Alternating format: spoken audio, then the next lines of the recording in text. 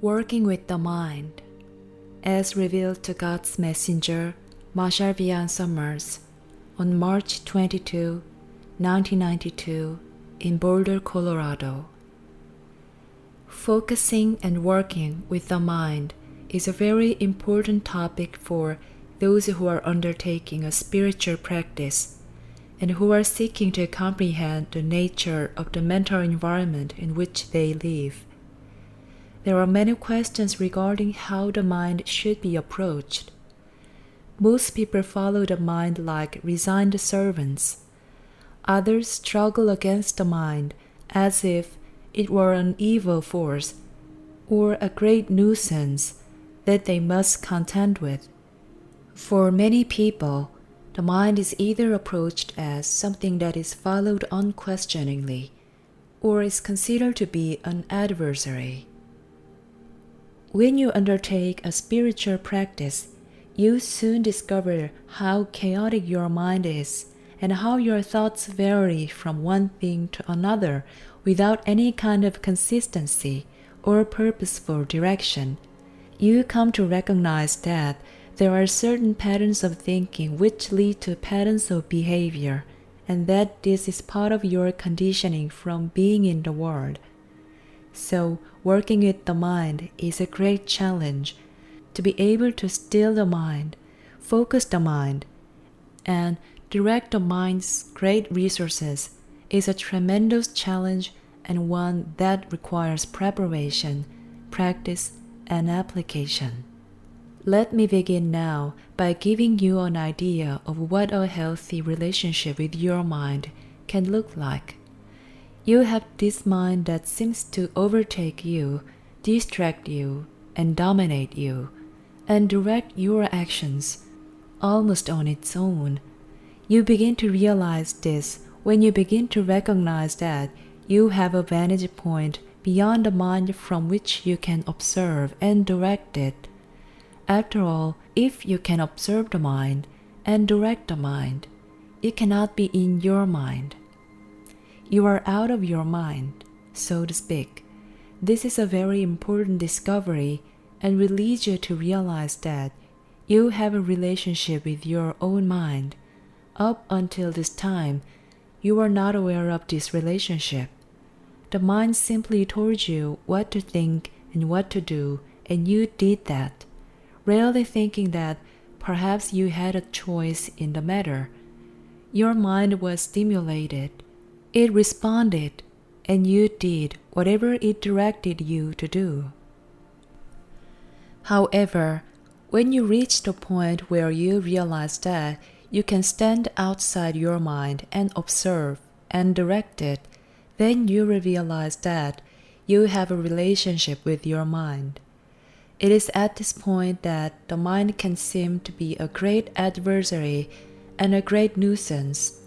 You wish it weren't there, or perhaps you wish it were more compliant to your new-found will and preferences. Some people think of the mind as a great machine which is programmed to do certain things, and it does those things repetitively and respond to the environment in predictable ways. Others consider the mind to be something evil that they want to get away from, as if it were the source of all of their suffering and misery. Still others think that the mind is a wonderful thing that they can harness, use, and apply, a tremendous energy or resource that they will try to harness and use to produce the things that they want. So they try to change the mind's thinking and program the mind themselves. All of these approaches will fail and are doomed with many, many problems. None of them represent a healthy relationship with the mind. They hold that the mind is either a tyrant, a nuisance, or a servant. This does not represent a healthy relationship. Would you want to have such a relationship with another person? Would you want another person to be a dominating influence, a nuisance, or a servant? Of course not if you want a healthy, cooperate relationship. Even though you and your mind are not on equal footing, you have a relationship nonetheless. And your mind can serve a greater purpose if it is trained to do this. The mind has a certain range of responsibility, but beyond that range, it cannot function effectively. The mind primarily is here to govern the body and to enable you to interact with the environment.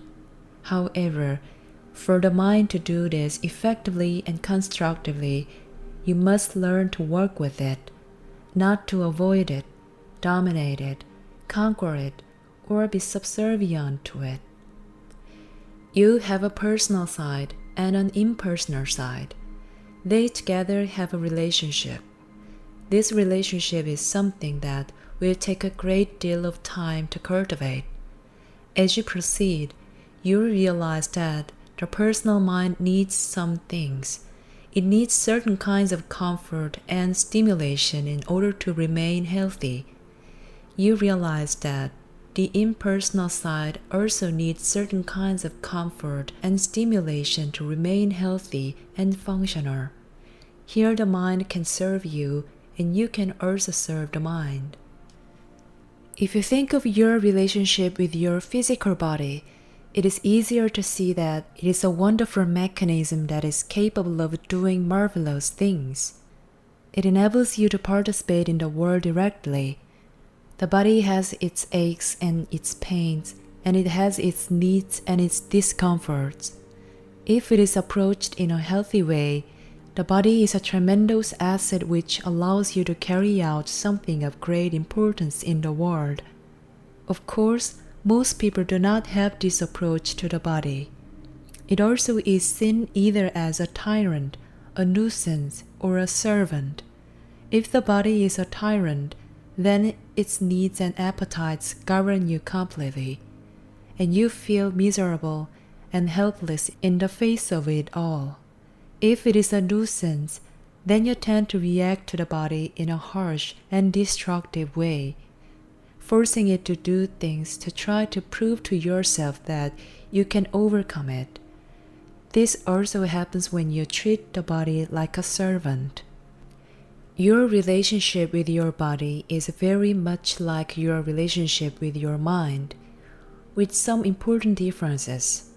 First, your mind is more permanent than your body. It will exist beyond your physical life. Second, the mind is far more complicated and far more powerful than your body. It interacts in a mental environment that transcends the physical environment. Therefore, it is impossible to have the mind be your servant. However, it is possible for the mind to serve you. But the relationship has to be far more cooperative. Servants are generally treated with a minimal amount of respect and regard, and a great deal is asked of them. This cannot be a healthy approach to the mind, nor can it be a healthy approach to the body. Both have their needs, and both have their great services. Yet the mind provides a greater service than the body, for the personal mind serves as a medium between physical life and your spiritual reality. It interacts with both of these great domains and serves as a membrane through which information can pass from your spiritual reality into physical life. This can only be realized and experienced if the mind is held to be a great servant and a great mechanism for service in the world. It cannot be your personal servant. You cannot use it simply to acquire more money, more love, and more advantages. When this is the case, you do not respect its greater abilities or its greater meaning. To use the mind for selfish ends such as these will only bring disaster to you. That is why we point instead to a greater form of development for the mind. How is this development achieved? Development is achieved by following a preparation for training and discernment that you have not created for yourself. This preparation has been provided in many forms. for those who respond to the greater community and have a relationship with the greater community. The greater community way of knowledge has been provided. The way of knowledge is an appropriate means to train the mind and also to generate a healthy relationship with the mind. Because the mind is a limited mechanism, though far more expensive than the body, it poses certain problems. First of all, it must be trained properly and wisely. It cannot be trained for purely personal visions, for it must serve a greater reality and a greater need within you. You will need to redirect some of your thoughts, but knowledge within you must be the source of this instruction. You personally cannot do it. Likewise, you personally cannot make the body do things that the body cannot do without creating great harm to yourself physically. The mind, then, is a great resource, but you need to have a healthy relationship with it. This means that you provide certain things that the mind needs. The mind needs a certain degree of stability. It needs a certain degree of protection from adversary. It needs stimulation. It needs what we call rethinking. So let me now talk about rethinking. Consider your personal mind like a great vat of concrete that is all wet and viscous. If you do not steer it and keep it moving, it hardens into a certain form. Once it hardens, it is very difficult to make it fluid once again. So it is very important that the mind is stimulated. Its greatest stimulation will come from knowledge.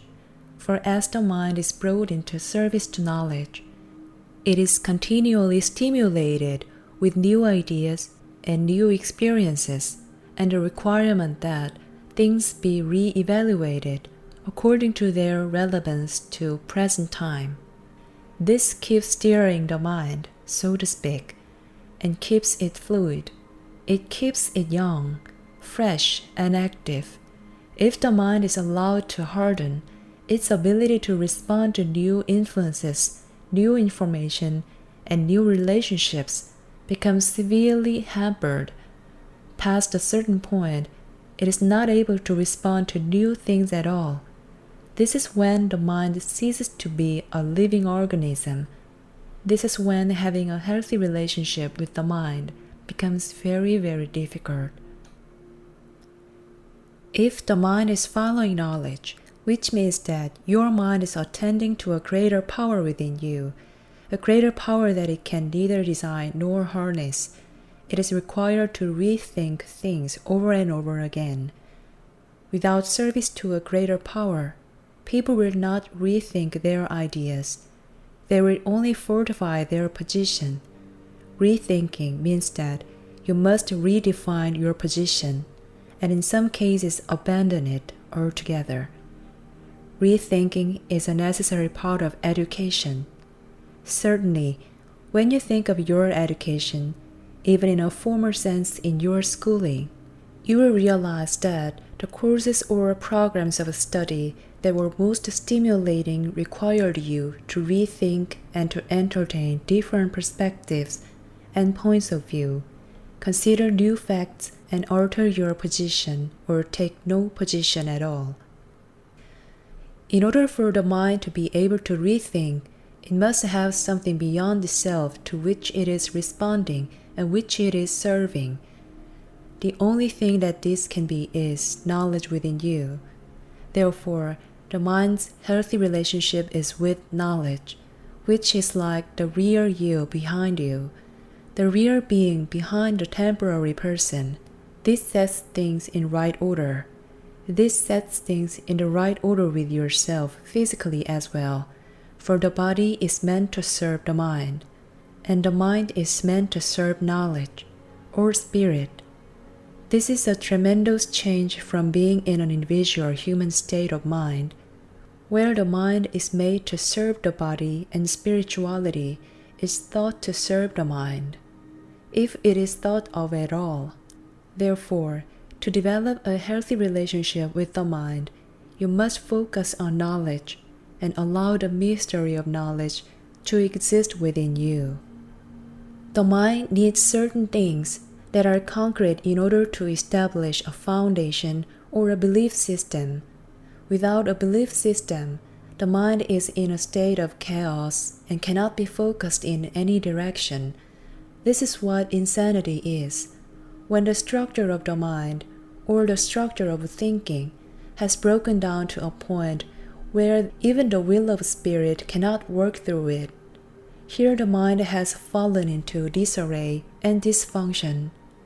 Therefore, the mind needs certain assumptions and familiar surroundings, at least to a certain point, in order to function effectively.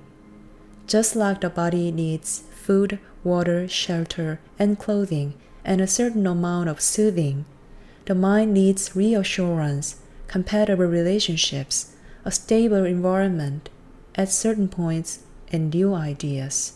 These are its needs. Neglect these needs, and the mind will fall into disarray, and you will not be able to have a healthy relationship with it. You can have certain ideas that the mind holds to, and this is fine.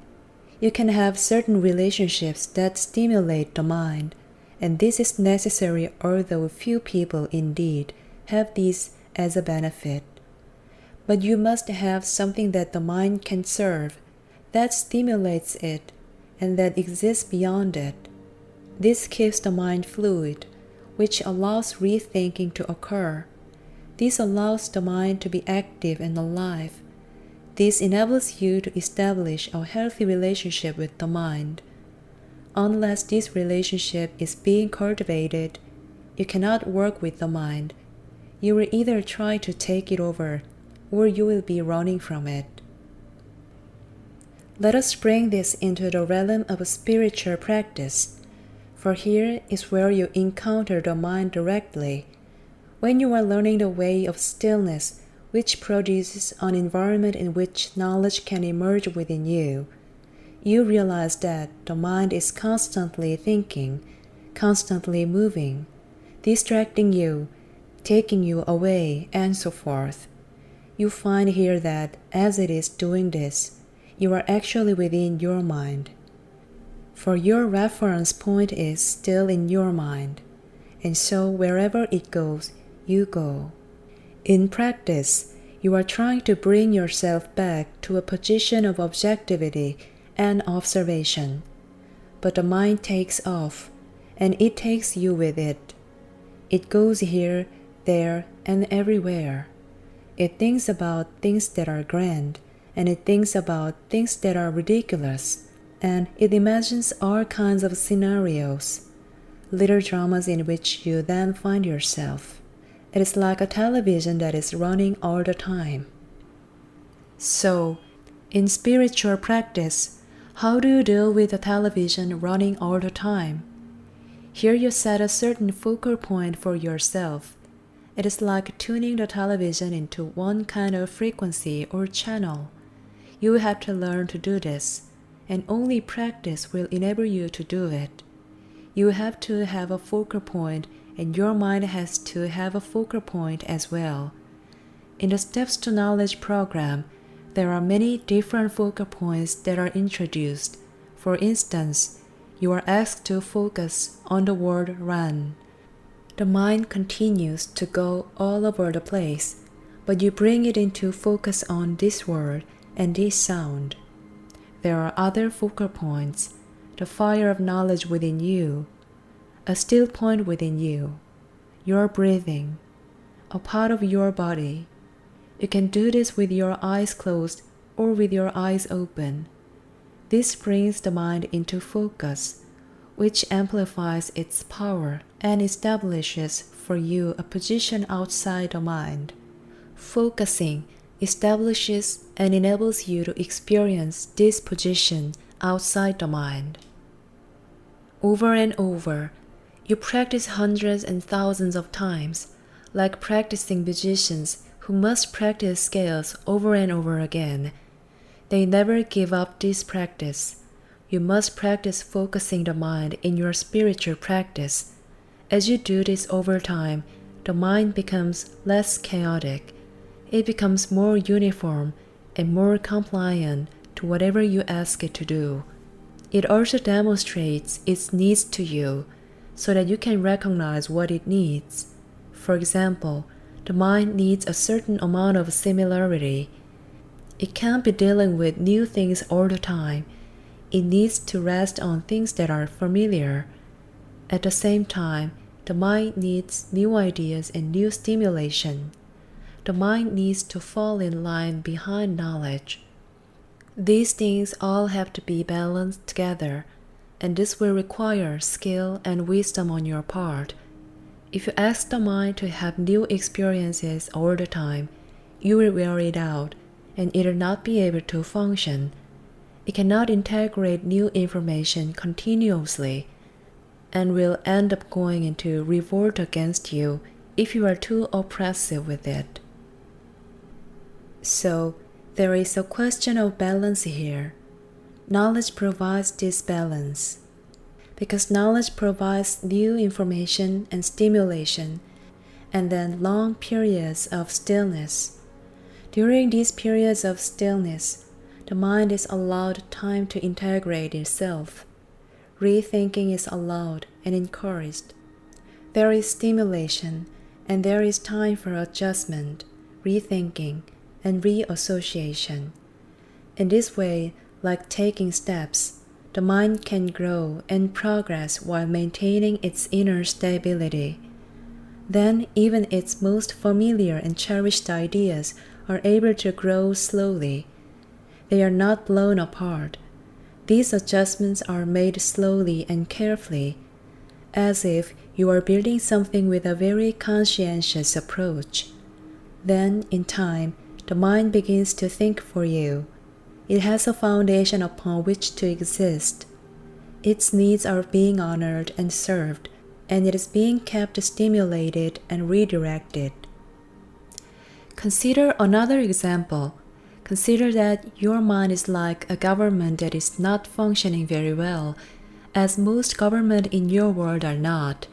If you want to change the government and you want it to be more productive, more kind, more efficient, and more stable, how will you approach this? Will you march in with your armies and conquer it and force every aspect of it into submission? This is how certain people approach their minds when they undertake spiritual practice. Or will you neglect it and say, well, it will forever be a great inefficient body, and all you can do is try to live with its inefficiencies and do the best you can. You do that, and what changes? Nothing. So, how do you re-govern a government? How do you re-govern the mind? These questions are similar. The mind has many aspects that interact with one another. So does a government. The mind will go into disarray unless it has a greater purpose and a greater set of priorities to serve. So will a government. The mind has tremendous power and affects the quality of your life. So does a government. The mind needs a wise ruler. So does a government. The mind has different voices and different aspects, which must be recognized and brought together into an efficient working relationship. So does a government. The similarities go on and on. Therefore, if you become wise in your relationship with your mind and in working with your mind, you will become a wise leader, a wise governor, so to speak. This means that you have compassion and respect for that which you govern. You try to take into account all aspects of that which you govern, and serve everything to the greatest degree possible. This means that you must balance things constantly, that you cannot be too radical regarding one or two ideas while neglecting everything else. That is why following the greater community way of knowledge creates leadership, both internally and externally. It creates balance and wisdom, a wise government internally, and a wise government externally. That is why it is the path of resolution and the path of fulfillment.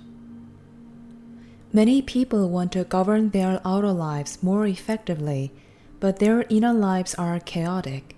That is like saying, we will leave the government alone, but we will make the city look more beautiful. We will plant trees. People try to make their outer life look more benign, or more pleasurable, or more harmonious. But unless they regovern themselves and assume responsibility for the government of their minds, nothing will change. They will have nicer scenery perhaps, but the real state of things will be the same. As I speak of these things, perhaps you will say, "My God, this is too enormous for me. How can I possibly do all this?" Well, the truth is that you do part of it and knowledge does part of it. Day by day, moment to moment, you learn to address the mind and work with the mind, and you give it things to focus on that are productive, just like you learn to do with your physical body. Yet part of the mind is governed by something greater. So you have a range of responsibilities, and knowledge has a range of responsibilities. You are responsible for what you think and what you do with what you think. But knowledge is responsible for giving the mind its purpose, meaning, and direction. Here you are like a wise manager, but you do not govern the state. Recognize this enables you to have a greater resource of wisdom to carry out your range of responsibilities, which is quite enormous. The fact that people cannot manage their lives or their minds is evident, and so anyone who can do it to any degree has progressed and has a great advantage in life. You are given the means for your development. We provide a greater community way. It is effective if people learn to follow it and are patient and wise. When people begin preparation, they want big results right now. They are jumping up and down to have things reserved and accomplished in their lives.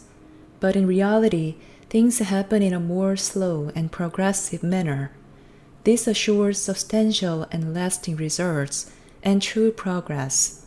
If you jump ahead, you can fall back just as easily. When you jump up in the air, you come down right away. But when you follow a plan, a means that is more slow, gradual, and constructive, then you truly advance, and you will not fall away or fall back so easily. To prepare you to work with the mind and to have a genuine relationship with the mind, as well as with the greater power within you, the greater community way of knowledge is being provided. Without these kinds of preparation, you could not do it. Try as you may to good behavior and positive thoughts, you would not be able to escape your dilemmas, because you could not establish yourself outside of your mind effectively. You could not establish a new foundation, a new vantage point, a new position. This requires assistance beyond yourself, not just friendly encouragement from those who appreciate you, but real assistance from those who possess a greater spiritual power. They provide their presence, their inspiration, and the practical means for your accomplishment. You either choose to prepare or you do not. If you do not, you can only think about it and contemplate it. Here you are still staying with your own ideas. When you prepare, you encounter new ideas, which requires rethinking, readjustment, and a new position with your mind. This gives your internal state direction and momentum to move forward. Without preparation, you are walking around but are going in circles. You cannot go anywhere new. Trying to teach yourself things is very slow, and the prospects for success are quite remote. You will tend to recycle old ideas. When people walk in a wide circle rapidly, it looks to them like they are going somewhere, yet they are just making themselves dizzy and are not covering any new territory. The mind is not rethinking. Rethinking doesn't simply mean re-evaluating a position you have had or ideas with which you are familiar. Rethinking requires new information, new experiences, and new challenges. This must come from beyond you. This activates your relationship with God and with your spiritual family. This provides an upward and outward movement for you. The transition from being governed by your mind to adhering to something greater is one that must happen slowly to enable you to maintain your stability. At a certain point, formal preparation is absolutely necessary. If it is avoided or neglected, you cannot proceed. It represents a commitment to change and to rearrange your relationship with your mind and your body and with everything around you. This requires courage. This requires openness. This requires a recognition of genuine need within you. Life will teach you this need. If you are being honest with yourself, you will realize how great it is. You can only do so much for yourself. Beyond this, things have to be done for you and given to you and shown to you. That is why it is necessary to seek a preparation that you did not invent for yourself. This is what takes you into new territory, allows genuine rethinking to occur, and opens you up to greater possibilities, which should not be available to you otherwise. Those who have undertaken the preparation in the greater community way of knowledge must exercise great perseverance and patience. People generally want things to move along quickly, to get to the resolution, to get to the realization right now, or they want to slow things down because things are moving too fast. Oh my God, I can't handle it. Over time, you will realize that you will have a certain pace that you can follow, for your mind must rethink and also restabilize itself. So there is growth and there is integration and there is restabilizing yourself. Day to day, moment to moment, this can make things look very slow, but this is how growth is accomplished and how stability is achieved. Some people want to shoot out like a rocket. However, when the rocket lands, it blows itself to bits. If you do not want to be blown to bits, then do not shoot out like a rocket. Climb like the men or women on the mountain who must move very slowly, who must understand each move and have great respect and consideration for the mountain itself. This is a good image and one that is worthwhile. If you begin the preparation that has been provided for you and follow it faithfully and patiently, if you allow rearrangement to happen in your outer life and rethinking to occur in your inner life, if you learn to recognize your range of responsibilities, which the preparation itself will make evident to you, and if you allow the greater range of responsibilities to exist for knowledge to guide you, then you can proceed. Then you will learn not only to work with the mind, but to appreciate its great benefits as well.